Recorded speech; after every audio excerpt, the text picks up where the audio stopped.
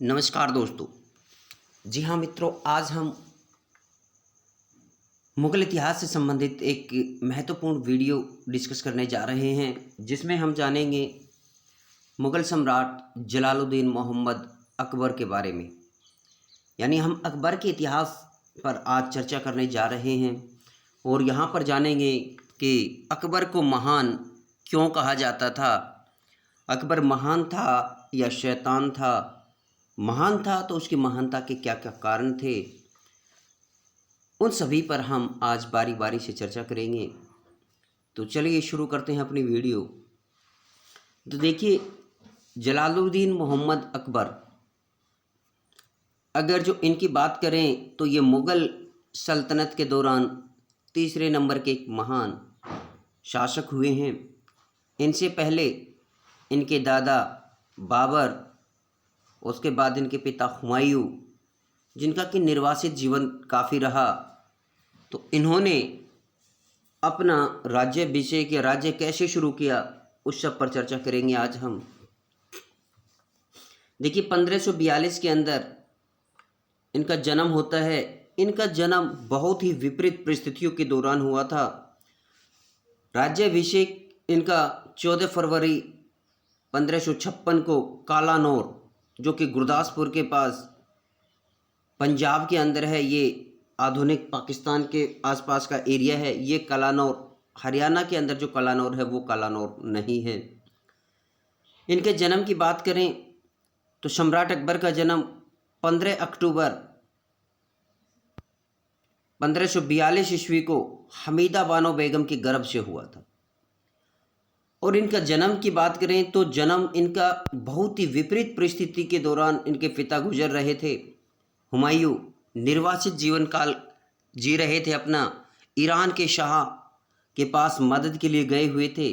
वहीं पर अमरकोट के राजा थे राणा वीरसाल, उनके महल में निर्वासित जीवन के दौरान इनका जन्म हुआ था।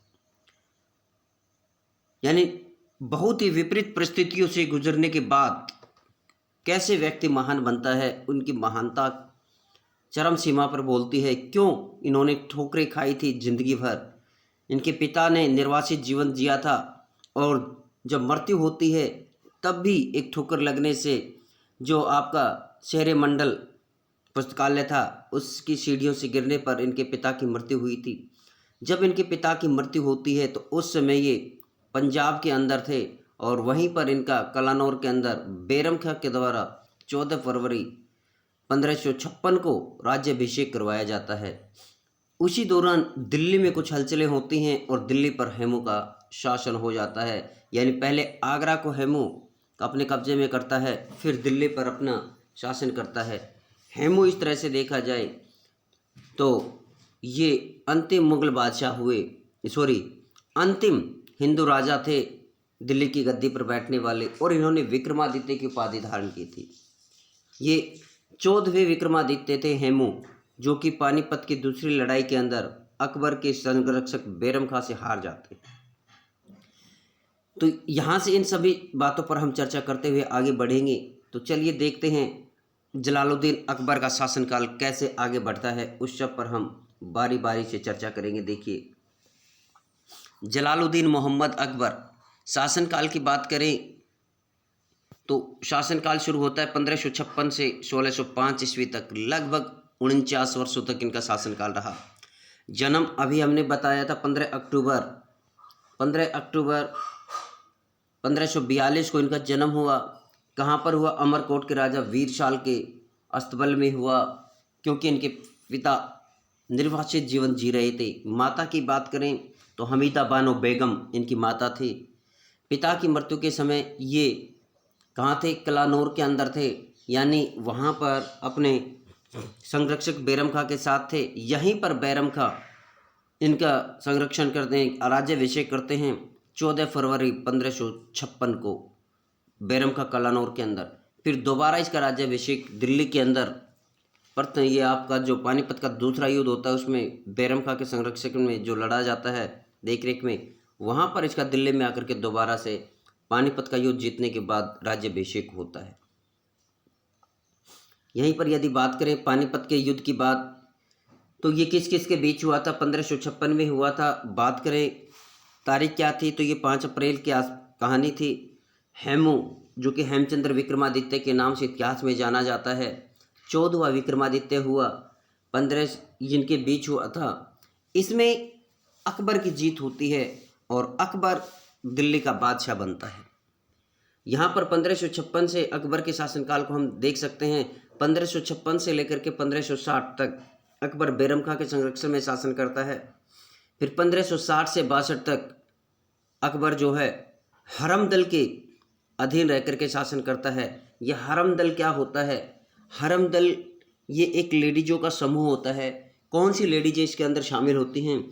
इसमें जब कोई शासक विदेशी शासक पर आक्रमण करता है, किसी दूसरे क्षेत्र पर आक्रमण करता है, तो वहाँ से जिन महिलाओं को वो अपने साथ लेकर के आता है, उसको शासन के दौरान या राजमहल में रखा जाता है। और इस हरम दल के अंदर कोई भी अन्य व्यक्ति शासक के सिवाय कोई जा नहीं सकता, इसलिए इसको हरम दल कहा जाता है। इसमें इस शासन को पेटीकोट शासन भी बोला गया था, क्योंकि लेडीजें यहाँ पर ज़्यादा थी। कौन कौन थी? इसमें धाय माँ माहम अंगा थी। धाय माँ माहम अंगा, ये अगर जो बात करें तो बाबर के पुत्र और आशफ खां की माँ थी, ठीक है।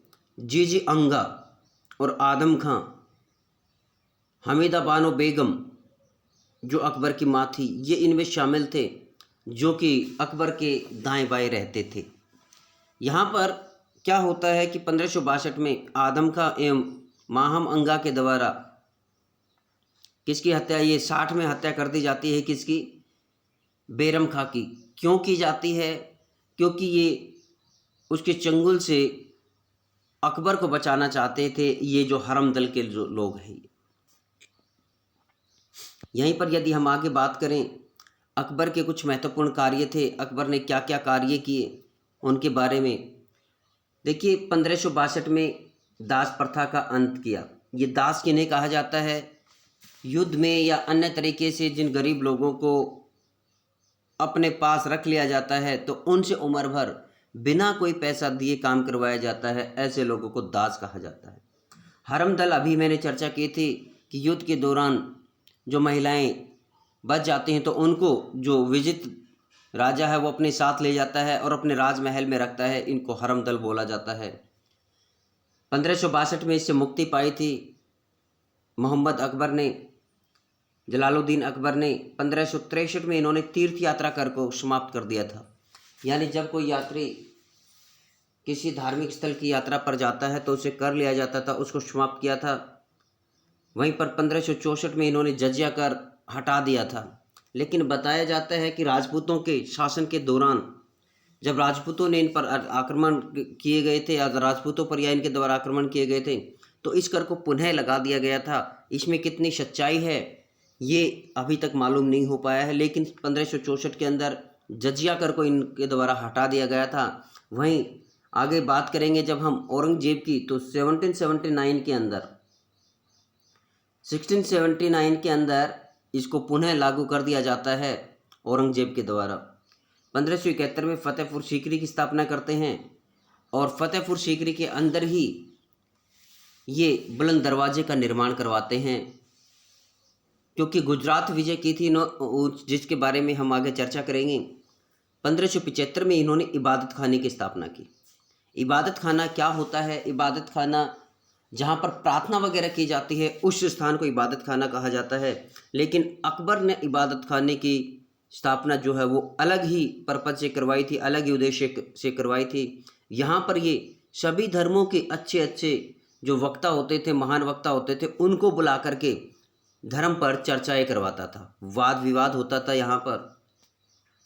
इन सब पर के लिए इसका निर्माण करवाया गया था। 1578 में देखिए यहाँ पर ये बात आ गई आपकी, इबादत खाने में सभी धर्मों के धर्माचार्यों को प्रवेश की अनुमति मिल गई थी और यहाँ पर चर्चाएं होती थी। 1579 के अंदर मजहर की घोषणा की थी। ये मजहर क्या होता है, इस पे थोड़ी चर्चा कर लेते हैं। देखिए मजहर, जब आप इबादत खाने में सभी धर्मों के लोगों को बुलाते हैं तो वहाँ पर किसी न किसी मुद्दे पर लेकर उनमें चर्चा के दौरान बहस भी होती है। इस बहस के दौरान यदि आप स्टिक पॉइंट पे नहीं पहुँच पाते हैं, आप अपने जो उद्देश्य होता है उस उद्देश्य को हासिल नहीं कर पाते हैं, तो ऐसे में राजा जो है अपना मत देगा और वही मत जो है क्या कहलाता है, मजहर की घोषणा कहलाता है। यहाँ पर राजा अपने निर्णय देगा, वही मजहर कहलाता है। 1582 में दीन ए इलाही धर्म की स्थापना की थी। दीन ए इलाही यानी अल्लाह का धर्म माना जाता है इसको। 1583 के अंदर इलाही सम्मत की शुरुआत भी अकबर के द्वारा की गई थी। ये अकबर के द्वारा किए गए महत्वपूर्ण कार्यों की सूची है। अब अकबर द्वारा जीते गए कुछ प्रदेशों की बात कर लेते हैं हम। सबसे पहला जो विजय अभियान रहा अकबर का, वैसे देखें तो यूसुफ जाइयों के विरुद्ध था, ये 1559 के आसपास। लेकिन सही मायने में मालवा की जो विजय थी ये इनके पहला विजय अभियान माना जाता है, जहाँ का शासक था बाज बहादुर। और यहाँ पर इसके सेनापति अकबर के सेनापति के रूप में आदम खां, पीर मोहम्मद एवं अब्दुल्ला खां जाते हैं। और बाज बहादुर कुछ संघर्ष करने के बाद अधीनता स्वीकार कर लेता है और फिर यही बाज बहादुर अकबर के दरबार में एक महान संगीतकार हुए। सबसे महान संगीतकार यहाँ पर तानसेन थे, उनके बाद बाज बहादुर का नाम आता है जो वाद्य यंत्र बजाने में भी काफ़ी निपुण थे। उसके बाद मेड़ता का 1662 के अंदर आता है। ये 1662 यहाँ पर गलत लिखा हुआ है, यहाँ पर 1562 आएगा। 1562 के अंदर जैमल राठौड़, राय जैमल राठौड़ और यहाँ पर अकबर की तरफ से शरफुद्दीन थे। इन्होंने मेड़ता पर आक्रमण किया था 1562 के अंदर। गोंडवाना के अंदर 1564 में यहाँ की वीरांगना थी रानी दुर्गावती, और ये रानी दुर्गावती वही है जो दलपत की पत्नी थी। मेवाड़ पर 1567-68 में राणा उदय सिंह, अकबर यहाँ पर खुद अपनी सेना का नेतृत्व करते हैं और उदय सिंह के साथ भिड़ंत होती है मेवाड़ के अंदर। यहीं पर अगला रणथंभौर विजय की तरफ देखें तो रणथंभौर के अंदर 1569 में सुरजन हाड़ा या सुरजन राय हाड़ा के नाम से जाना जाता है। फिर यहाँ पर मान सिंह और भगवान दास के कहने पर सुरजन हाड़ा जो हैं वो अकबर की अधीनता स्वीकार कर लेते हैं। अकबर ने इस सुरजन हाड़ा को एक वाद्य यंत्र बजाने की, केवल एक सुरजन हाड़ा को वाद्य यंत्र बजाने की छूट दे रखी थी दरबार के अंदर, अन्य किसी शासक को नहीं दे रखी थी। ये सुरजन हाड़ा इतना महान राजा था, राजपूत था। वहीं पर यदि हम 1569 की बात करें तो रामचंद्र शासक था कालिंजर का, यहाँ पर मजनू शाह और काक शाह के नेतृत्व में अभियान भेजा जाता है। गुजरात विजय जो हमने, जिसके उपलक्ष्य में अकबर ने बुलंद दरवाजे का निर्माण करवाया था, ये 1571 के दौरान की बात है। उस दौरान वहाँ का शासक मुजफ्फर खां थर्ड था। अकबर यहाँ पर खुद जाता है और इसका नेतृत्व करता है। 74 के अंदर बिहार और बंगाल के अंदर यहाँ पर शासक था दाऊद और मुनीम खां के नेतृत्व में यहाँ पर सेना भेजी जाती है, जिसको कि बाद में बंगाल को मिला लिया जाता है मुग़ल साम्राज्य के अंदर। हल्दी घाटी का युद्ध जो कि बहुत ही महत्वपूर्ण युद्ध था, 5 जून, ये जून 1576 में हुआ था महाराणा प्रताप और राजा मान सिंह के बीच। राजा मान सिंह भारमल के पुत्र थे। भारमल का बेटा जो कि उनके वहीं पर रहता था, उनके बेटे के बेटे थे राजा मान सिंह।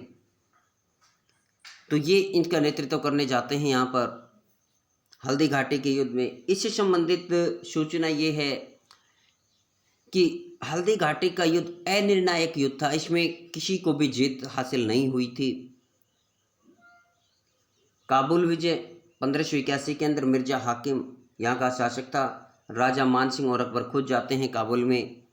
कश्मीर की बात करें तो यूसुफ याकूब यहाँ का शासक था और राजा भगवान दास ये भगवान दास कौन है? भारमल के बेटे हैं और राजा मान सिंह के पिताजी हैं। ये यहाँ का नेतृत्व करने जाते हैं और सिंध पर 1591 में जाते हैं। जानी बेग यहाँ के शासक होते हैं। अब्दुल रहीम खाने खाना, अब्दुल रहीम खाने खाना ये आपके जो बैरम खां थे उसके बेटे थे। ये नेतृत्व करने जाते हैं यहाँ पर। वहीं पर उड़ीसा की बात करें तो उड़ीसा का शासक था निसार खां। राजा मान सिंह यहाँ पर नेतृत्व करने के लिए जाते हैं। बलूचिस्तान अफ़गानों के खिलाफ था। मीर मासूम को भेजा जाता है 1595 में। 1595 में मुजफ्फर हुसैन कंधार के राजा थे, शाह बेग को भेजा जाता है। खानदेश जो कि आजकल महाराष्ट्र वाला एरिया है, यहाँ पर खानदेश हुआ करता था। 1591 में अली खां यहाँ के शासक थे। ये स्वेच्छा से अधीनता स्वीकार कर लेते हैं अकबर की। अहमदनगर की बात करें तो यहाँ पर चांद बीवी का शासन चलता था। मुराद और दानियाल ये अकबर के बेटे थे। अब्दुल रहीम खाने खाना, अबुल फजल और अकबर ये खुद जाते हैं। पहले मुराद और दानियाल को भेजा जाता है, ये यहाँ पर मौज मस्ती करने लग जाते हैं। फिर अब्दुल रहीम, अबुल फजल और अकबर जाते हैं और इस क्षेत्र को विजित कर लेते हैं। असीरगढ़ का ये आपका अंतिम था। मीरन बहादुर यहाँ के शासक थे। अकबर का ये अंतिम शासक था। इसके बाद आमेर एवं मारवाड़ जैसे राजाओं ने इनकी अधीनता जो है वो स्वेच्छा से स्वीकार कर ली थी। असीरगढ़ का अंतिम माना जाता है। अकबर का अभियान जो है वो अंतिम माना जाता है। अब अकबर ने कुछ जो राजपूतों के साथ संबंध थे, किस प्रकार से राजपूतों के साथ इनके संबंध बनने शुरू हुए थे, तो 1562 के अंदर अकबर ने आमेर के राजा भारमल की पुत्री थी हरकाबाई, जो कि इतिहास के अंदर मरियम उज जमानी या जोधाबाई के नाम से प्रसिद्ध है, जिसके गर्भ से जहांगीर यानी सलीम का जन्म हुआ था। 1569 में सलीम का जन्म इन्हीं के गर्भ से हुआ था। सलीम का